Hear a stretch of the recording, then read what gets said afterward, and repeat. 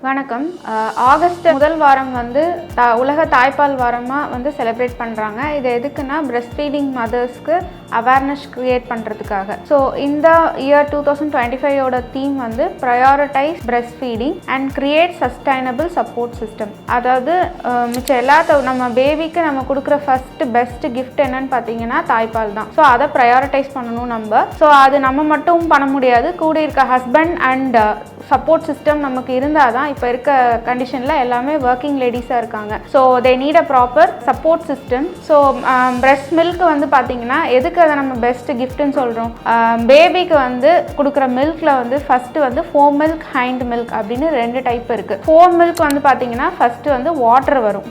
So breast milk வந்து 80% வந்து water content தான். கடைசியாக பேபி ஒரு 20 மினிட்ஸ் ஃபீட் பண்ணுறாங்கன்னா கடைசியாக வர ஒரு 20% தான் வந்து ஹைண்ட் மில்க். அந்த ஹைண்ட் மில்கில் தான் பேபிக்கு தேவையான ப்ரோட்டீன்ஸ் நிறைய இருக்குது. அதுதான் வந்து நோய் எதிர்ப்பு சக்திக்கு வந்து ரொம்ப முக்கியம்.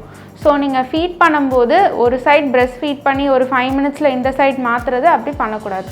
ஒரு பிரெஸ்ட்லேயே ஃபுல்லாக கம்ப்ளீட்டாக வந்து எவாக்குவேட் பண்ணிங்கன்னா தான் பேபிக்கு வெயிட் கெயின் அண்ட் இம்யூனிட்டி ரெண்டுக்கும் தேவையான ஃபுல் பால் வந்து அவங்களுக்கு கிடைக்கும். ஸோ நம்ம டிப்ஸ் பிரெஸ்ட் ஃபீடிங்கை வந்து நம்ம எப்படி ப்ரையாரிட்டைஸ் பண்ணி அதை எப்படி நம்ம 2 இயர்ஸ் வரைக்கும் சஸ்டெயின் பண்ணுறது, அதுக்குண்டான டிப்ஸ் இன்றைக்கி பார்க்கலாம். ஃபஸ்ட்டு வந்து ஒர்க்கிங் மதராக இருக்கலாம், அவங்க நிறைய இல்லை ஹவுஸ் ஒய்ஃபாக இருந்துருக்கலாம், செகண்ட் கிட்டாக இருக்கலாம். ஸோ ஃபஸ்ட்டு கிட்ட பார்க்கணும், இப்படி நிறைய ரெஸ்பான்சிபிலிட்டிஸ் எல்லா மதர்ஸ்க்கும் இருக்குது. ஸோ அவங்க வந்து ஃபஸ்ட்டு பிலீவ் பண்ணணும், என்ன தான் சுற்றி நமக்கு ஒர்க் ப்ரெஷர் என்ன ப்ரெஷர் இருந்தாலும் நம்மளால் கொடுக்க முடியும்.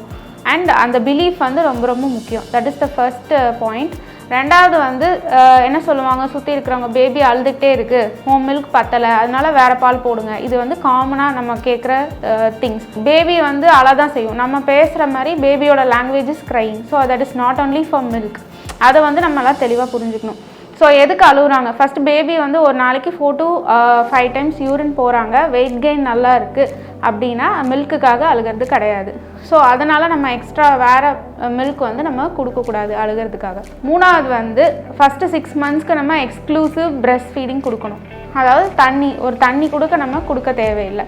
6 மந்த்ஸ்க்கு வந்து எக்ஸ்க்ளூசிவாக நம்ம பிரெஸ்ட் ஃபீட் பண்ணிட்டு 6 மந்த்ஸ்க்கு அப்புறம் நம்ம இதோட சப்ளிமெண்ட்ஸ் சேர்த்து வந்து நம்ம கொடுக்கலாம். ஸோ அந்த ஃபஸ்ட்டு 6 மந்த்ஸு மதருக்கு எப்படி நம்ம இம்ப்ரூவ் பண்ணுறது பிரெஸ்ட் மில்க் அப்படின்னு பார்த்தா அவங்களோட டயட் என்னெல்லாம் அப்படின்னு பார்க்கலாம். வாட்டர் வந்து ரொம்ப ரொம்ப முக்கியம். ஒரு நாளைக்கு 4 to 5 லிட்டர்ஸ் வந்து மதர் வந்து தண்ணி குடிக்கணும். ரெண்டாவது வந்து டயட்டில் என்னெல்லாம் கொடுத்தா இம்ப்ரூவ் ஆகும் மில்க் அப்படின்னா, ஃபஸ்ட்டு வந்து ஃபிஷ்ஷு, கருவாடு, வெந்தயம், பூண்டு, சொரக்காய் அண்ட் சாத்துக்குடி ஜூஸ். இதெல்லாம் வந்து main food items that increases breast feeding. இதுக்கும் வந்து அவங்களுக்கு இன்க்ரீஸ் ஆகலைன்னு சொல்லி வேறு மாவு கொடுக்கக்கூடாது, பால் டப்பா கொடுக்கக்கூடாது. அதுக்கு பதிலாக மதருக்கு வந்து நம்ம lactogenic granules and lactate tablets இந்த மாதிரி டேப்லெட்ஸ் கிடைக்குது. ஸோ இந்த டேப்லெட்ஸ் நம்ம கொடுத்து அவங்களுக்கு தான் மில்க் இன்க்ரீஸ் பண்ணுறதுக்கு நம்ம ட்ரை பண்ணணும் ஃபஸ்ட்டு 6 மந்த்ஸ்க்கு. அப்போ நம்ம ஒர்க்குக்கு போகிறேன், நான் எப்படி கொடுக்கறது, 3 to 4 மந்த்ஸில் நான் போகிறேன் அப்படின்னு சொன்னீங்கன்னா பிரெஸ்ட் பம்புக்கு பழகிக்கலாம். 2 டைப் ஆஃப் பிரெஸ்ட் பம்ப் இருக்குது, மேனுவல் அண்ட் எலக்ட்ரானிக் பம்ப். உங்களுக்கு எது கம்ஃபர்டபுளாக இருக்குன்னு நீங்கள் ட்ரை பண்ணி பார்த்துக்கலாம். ஸோ மில்க் எப்படி நம்ம ஸ்டோர் பண்ணுறது? பிரெஸ்ட் மில்க் வந்து எக்ஸ்ப்ரெஸ் பண்ணிவிட்டு வெளியவே வச்சுருந்தீங்கன்னா 4 ஹவர்ஸில் நீங்கள் வந்து யூஸ் பண்ணலாம். ஃப்ரிட்ஜில் எவ்வளோ நாள் ஸ்டோர் பண்ணலான்னா ஃப்ரிட்ஜோட டோரில் வந்து நம்ம 2 to 3 days வரை ஸ்டோர் பண்ணி எடுத்து கொடுக்கலாம். ஸோ நம்ம ஒர்க்குக்கு போகிறவங்க வந்து 2 or 3 டைம்ஸ் அட்லீஸ்ட் ஒரு 4 to 5 hours அவங்க ஒர்க் போகிறாங்கன்னா ஒரு 3 டைம்ஸ் வந்து ஃபீடை வந்து அவங்க பம்ப் பண்ணி வச்சுட்டு போகலாம். ஸோ ஒர்க் பண்ணாலுமே வந்து நம்மளால் முடியும், இதை நம்ம பண்ணலாம் அப்படிங்கிறது வந்து கான்ஃபிடென்ஸை விட்டுறக்கூடாது. அண்ட் நெக்ஸ்ட் திங், காமனாக வர ப்ராப்ளம் வந்து நிப்பிள் சோர்ஸ் எதனால் வருது? பெயினாக இருக்குது, எனக்கு நிப்பிள் சோராக இருக்குது அதனால் கொடுக்க முடியல. அண்ட் ஃப்ளாட் நிப்பிள் வந்து ஃப்ளாட்டாக இருக்குது அதனால் கொடுக்க முடியல. இது ரீசன்ஸாக இருக்குது. நிப்பிள் சோருக்கு வர்றதுக்கு மெயின் காரணம் வந்து பொசிஷனிங் தப்பாக நீங்கள் பேபி வச்சு கொடுக்குறீங்க, இல்லை பேபி வந்து ப்ராப்பராக லேட்ச் பண்ணல. இது ஒன்லி ஒன் ரீசன் வந்து அதுதான், வேறு எந்த காரணமும் இருக்காது. ஸோ நீங்கள் உங்களை பொசிஷனிங் அண்ட் லேட்சிங்கை வந்து இம்ப்ரூவ் பண்ணணும்.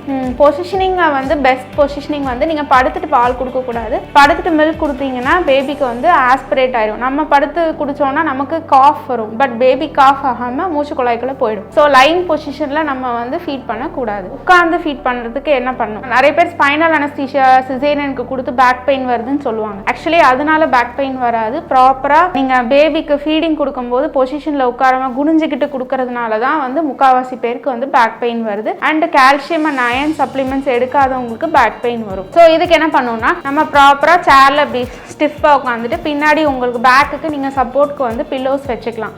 வச்சுட்டு அண்ட் பேபிக்குமே வந்து மடியில் ஃபீடிங் பில்லோஸ் வச்சுக்கிறது ரொம்ப ரொம்ப கம்ஃபர்டபுள். அதனால நிப்பிள் சோர்ஸ் வராது. ஸோ நீங்கள் கிராஸ் கேடல் பொசிஷன் தான் வந்து ப்ராப்பர் பொசிஷன். அதாவது பேபி வந்து நீங்கள் ஸ்ட்ரைட்டாக இருக்கணும், பேபி இப்படி கிராஸாக இருக்கணும், பேபியோட ஹெட் வந்து ஹையாக இருக்கணும். உங்களை பார்த்து பேபியோட உடம்பு வந்து பேக் வந்து பின்னாடி இருக்கணும், உடம்பு வந்து சைடாக உங்களை பார்க்க திரும்பி இருக்கணும். இதுதான் வந்து ப்ராப்பர் பொசிஷனிங். அண்ட் ப்ராப்பர் லேச்சிங்னா என்ன அப்படின்னா, பேபியோட மவுத் வந்து உங்கள் நிப்பிள் மட்டும் இல்லாமல் சுற்றி அந்த கருப்பு ஏரியோவில் ஃபுல்லாக வைடு ஓப்பனாக இப்படி சீன்னு சொல்லுவாங்க, இவ்வளோ அளவுக்கு அவங்க வாய் வந்து ஓப்பன் ஆகி ஃபுல்லாக வந்து சக் பண்ணணும்.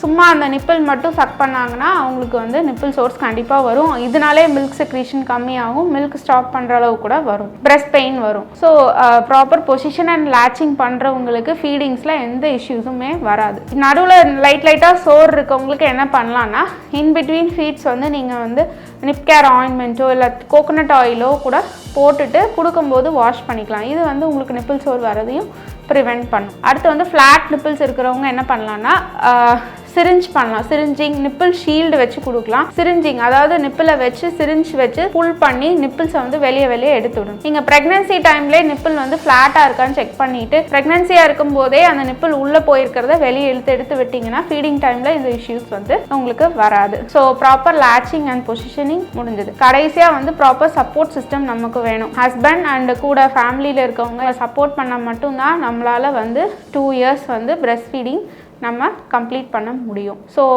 பிரெஸ்ட் ஃபீடிங் மதர் மட்டும் இல்லாமல் கூட இருக்கிற எல்லாருமே அவங்களுக்கு ஹெல்ப் பண்ணணும்.